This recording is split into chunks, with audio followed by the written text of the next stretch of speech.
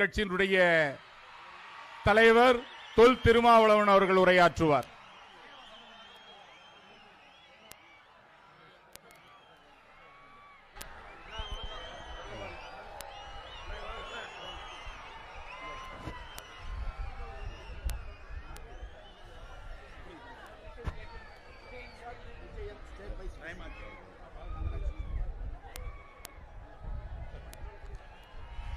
மாண்புமிகு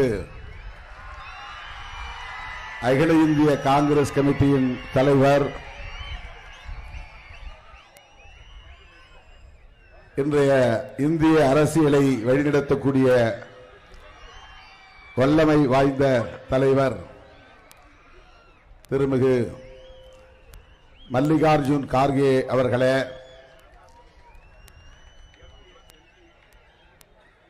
நம்முடைய தொழிலாளர் நலத்துறை அமைச்சர் அண்ணன் சி.வே. கணேசன் அவர்களே, தமிழ்நாடு காங்கிரஸ் கமிட்டியின் தலைவர் அன்பு சகோதரர் செல்வ பெருந்தகை அவர்களே, மேனாள் தமிழ்நாடு காங்கிரஸ் கமிட்டியின் தலைவர் அண்ணன் கே.எஸ். அழகிரி அவர்களே, கடலூர் நாடாளுமன்ற தொகுதியின் வெற்றி வேட்பாளர் அண்ணன் விஷ்ணு பிரசாத் அவர்களே, மற்றும் மேடையில் அமர்ந்திருக்கிற திராவிட முன்னேற்ற கழகத்தின் சட்டமன்ற உறுப்பினர்களே, நாடாளுமன்ற உறுப்பினர்களே, காங்கிரஸ் பேரியக்கத்தின் தலைவர் பெருமக்களே, திராவிட முன்னேற்ற கழகம், காங்கிரஸ் பேரியக்கம், இந்திய கம்யூனிஸ்ட் கட்சி, மார்க்சிஸ்ட் கம்யூனிஸ்ட் கட்சி, மறுமலர்ச்சி திராவிட முன்னேற்ற கழகம், தமிழக வாழ்வுரிமை கட்சி, மக்கள் நீதி மையம், இந்திய யூனியன் முஸ்லீம் லீக், மனிதநேய மக்கள் கட்சி என நம்முடைய தோழமை கட்சிகளை சார்ந்த தலைவர்களே, வாக்காளர் பொதுமக்களே, என் உயிரின் உயிரான விடுதலை சிறுத்தைகளே, உங்கள் அனைவருக்கும் என்னுடைய பணிவார்ந்த வணக்கத்தை தெரிவித்துக் கொள்கிறேன். கார்கேஜி அவர்கள் உடனடியாக விமானம் பிடித்து மீண்டும் அவர் வேறு மாநிலங்களுக்கு செல்ல வேண்டியிருக்கிறது. நீண்ட நேரம் பேச இயலாது. ராகுல் காந்தி அவர்களின் தேர்தல் வியூகம் வெற்றி பெற வேண்டும். அவருடைய தேர்தல் வியூகத்திற்கு உற்ற துணையாக இருக்கிற தமிழ்நாடு முதலமைச்சர் மாண்புமிகு அண்ணன் தளபதி அவர்களின் தேர்தல் வியூகம் வெற்றி பெற வேண்டும். பிற மாநிலங்களில் எத்தனை தொகுதிகளில் காங்கிரஸ் வெற்றி பெறுகிறதோ இல்லையோ, தமிழ்நாட்டை பொறுத்தவரையில் 100 விழுக்காடு காங்கிரசுக்கு வெற்றி உண்டு. போட்டியிடுகிற அனைத்து தொகுதிகளிலும் காங்கிரஸ் வேட்பாளர்கள் வெற்றி பெறுவார்கள். தமிழ்நாட்டில் 40க்கு 40 திராவிட முன்னேற்ற கழகத்தின் தலைமையிலான மதசார்பற்ற முற்போக்கு கூட்டணி, இந்தியா கூட்டணி மாபெரும் வெற்றியை பெறும். ராகுல் காந்தி அவர்களின் கரங்களை இறுக பற்றியிருக்கிறார் அண்ணன் தளபதி அவர்கள். ராகுல் காந்தி அவர்கள்தான் இன்றைக்கு முற்போக்காக சிந்திக்கிறார். புரட்சியாளர் அம்பேத்கர் அவர்கள் வகுத்தளித்த அரசமைப்பு சட்டத்தை பாதுகாக்க வேண்டும் என்கிற புரிதலை கொண்டிருக்கிறார். சமூக நீதியை நிலைநாட்ட துடிக்கிறார். பாசிச பாஜக அரசை வீட்டுக்கு அனுப்ப வேண்டும், மோடி அரசை விரட்டியடிக்க வேண்டும் என்பதில் உறுதியாக இருக்கிறார்.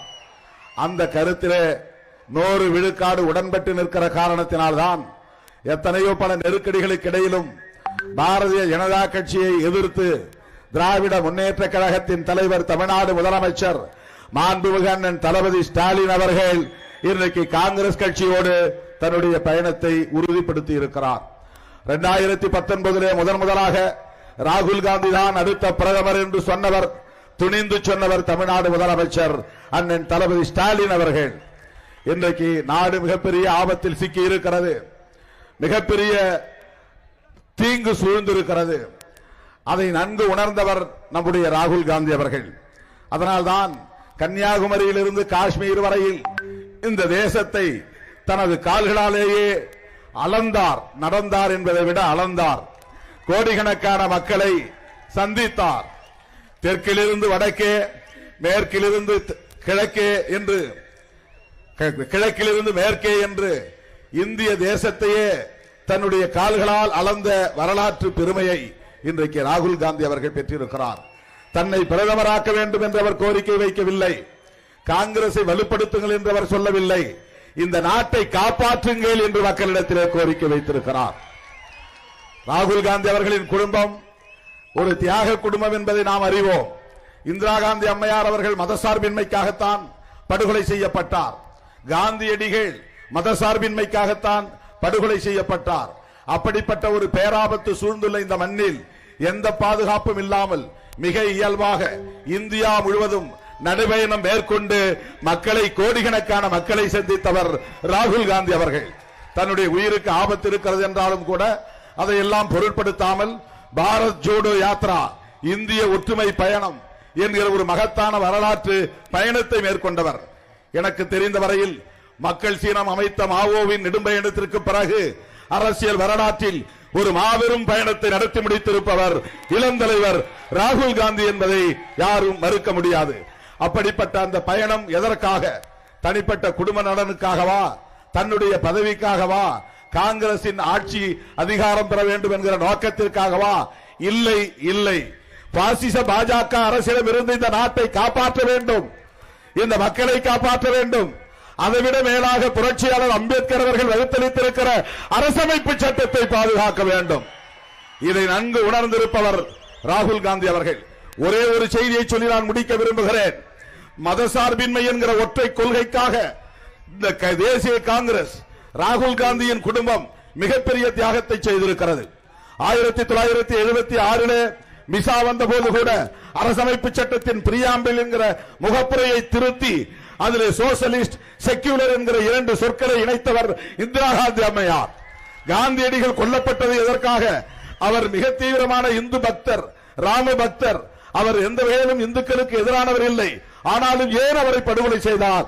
நாத்துராம் கோட்சே ஏன் RSS அவரை படுகொலை செய்தது என்றால் அவர் மதசார்பின்மையை வலியுறுத்தினார். நான் இந்த ராம பக்தராக இருக்கலாம், நான் இந்துவாக இருக்கலாம், நான் இந்து பற்றாளனாக இருக்கலாம், ஆனால் இங்கே உருவாக இருக்கிற புதிய அரசு மதசார்பற்ற அரசாக இருக்க வேண்டும். அந்த கருத்திலே காந்தியடிகள் உறுதியாக இருந்தார். அந்த கருத்திலே ஜவஹர்லால் நேரு உறுதியாக இருந்தார். அந்த கருத்தில் புரட்சியாளர் அம்பேத்கர் அவர்களோடு நேருவும் காந்தியடிகளும் உடன்பட்டார்கள் என்கிற இந்த கருத்தை யாராலும் மறுக்க முடியாது. அதே கருத்தில் இந்திரா காந்தி அம்மையாருடன் உறுதியாக இருந்ததனால்தான் பிரியாம்பிளில் திருத்தம் கொண்டு வந்தார், அமெண்ட்மெண்ட். அதை எதிர்த்துதான் சுப்பிரமணிய சாமி போன்றவர்கள் பிரியாம்பிளில் இருக்கிற சோசலிஸ்ட், செக்குலர் என்கிற 2 சொற்களையும் நீக்க வேண்டும் என்று வழக்கு போட்டிருக்கிறார். தோழர்களே, மதசார்பின்மை என்பதுதான் இந்த நாட்டின் மிக முக்கியமான உயிர் மூச்சு கோட்பாடு. செக்யூலரிசம், அந்த செக்யூலரிசத்திற்கு எதிரான ஒரு அரசு பாசிச பாஜக அரசு, மோடி அரசு இன்றைக்கு அறிவித்திருக்கிறார்கள். CAA நடைமுறைப்படுத்துவோம், சிவில் சட்டம், பொது சிவில் சட்டம் கொண்டு வருவோம். இதுவெல்லாம் யாரை அச்சுறுத்த? இந்திய அரசமைப்பு சட்டத்தின் பன்மைத்துவத்தை அச்சுறுத்த. ஆபத்து என்பது இஸ்லாமியர்களுக்கு என்று நாம் நினைக்கிறோம், ஆபத்து கிறிஸ்தவர்களுக்கு என்று நினைக்கிறோம், ஆபத்து ஒட்டுமொத்த நாட்டு மக்களுக்கும் தான். எல்லாவற்றையும் விட அவர்கள் காங்கிரஸை அழிக்க துடிக்கிறார்கள் என்பதை விட, கம்யூனிஸ்டுகளை எதிர்க்கிறார்கள் என்பதை விட, திமுகவை எதிர்க்கிறார்கள் என்பதை விட, அவர்களின் முதல் எதிரி கான்ஸ்டிடியூஷன் ஆஃப் இந்தியா, புரட்சியாளர் அம்பேத்கர் அவர்கள் வகுத்தளித்த அரசமைப்பு சட்டத்தை நீர்த்து போக செய்வதற்காகத்தான் இந்த மோடி கும்பல் சதி செய்து கொண்டிருக்கிறது. அதை சரியாக நுட்பமாக புரிந்து கொண்ட தலைவர், இளம் தலைவர், முற்போக்கு சிந்தனையாளர், ஜனநாயக சிந்தனையாளர், மதசார்பின்மை சிந்தனையாளர், நாட்டுக்கு வேண்டிய மிக முக்கியமான தலைவர் ராகுல் காந்தி அவர்கள். ராகுல் காந்தி அவர்கள் அந்த ராகுல் காந்தியின் கரத்தை வலுப்படுத்த தமிழ்நாட்டை பொறுத்தவரையில், இந்திய அளவிலேயே தமிழ்நாட்டை பொறுத்தவரையில் மிக உறுதியாக நிற்பவர் நம்முடைய தமிழக முதல்வர் அண்ணன் தளபதி மு.க. ஸ்டாலின் அவர்கள். அவருடைய கரத்தை வலுப்படுத்துவோம். 40க்கு 40 தமிழ்நாட்டில் வெற்றி பெற வேண்டும். கடலூரிலே எனது அன்பு சகோதரர் விஷ்ணு பிரசாத் அவர்கள் 3-4 லட்சம் வாக்குகள் வித்தியாசத்தில் வெற்றி பெற வேண்டும். அவர் மிகச்சிறந்த பார்லிமெண்டேரியன். மிக அருமையாக கடந்த காலத்தில் 5 ஆண்டுகளில் அவர் ஆற்றிய உரைகளை நான் கேட்டு மகிழ்ந்திருக்கிறேன், வியந்திருக்கிறேன். மிக சரளமாக ஆங்கிலத்தில் உரையாற்றக்கூடியவர், நல்ல முற்போக்கு சிந்தனையாளர், மிக அருமையான ஒரு பார்லிமெண்டேரியன். அவர் வெற்றி பெற்று பாராளுமன்றத்திற்கு வர வேண்டும். நான் ஊர் ஊராக வந்து ஓட்டு கேட்க விரும்பினேன், நேரம் இல்லை. நான் கடலூர் மாவட்டம் முழுவதும், கடலூர் நாடாளுமன்ற தொகுதி முழுவதும் அண்ணன் கணேசன் அவர்கள் 3-4 இடங்களுக்காவது என்னை அழைத்தார், நேரம் கிடைக்கவில்லை. என் உயிரின் உயிரான விடுதலை சிறுத்தைகளே, விஷ்ணு பிரசாத் அவர்கள் என்னுடைய அன்பு இளவல் அவர் 4-5 லட்சம் வாக்குகள் வித்தியாசத்திலே வெற்றி பெற வேண்டும். அதற்கு விடுதலை சிறுத்தைகளின் பங்களிப்பு மகத்தானது என்பதை நீங்கள் நிறுவ வேண்டும் என்று கேட்டு இந்த வாய்ப்புக்கு நன்றி கூறி அரசமைப்பு சட்டத்தை பாதுகாக்க உறுதியேற்போம். ராகுல் காந்தியின் கரத்தை வலுப்படுத்துவோம். அண்ணன் தளபதி ஸ்டாலின் அவர்களின் கரத்தை வலுப்படுத்துவோம் என்று சொல்லி கை சின்னத்திலே வாக்களியுங்கள். நாடெல்லாம் காங்கிரஸ் வேட்பாளர்கள் போட்டியிடுகிற இடங்களில் கை சின்னத்திலும், திராவிட முன்னேற்ற கழக வேட்பாளர்கள் போட்டியிடுகிற இடங்களில் உதயசூரியன் சின்னத்திலும் வாக்களிக்க வேண்டும். தோழமை கட்சிகளின் சின்னங்களுக்கு வாக்களிக்க வேண்டும் என்று கேட்டு முடிக்கிறேன். நன்றி, வணக்கம்.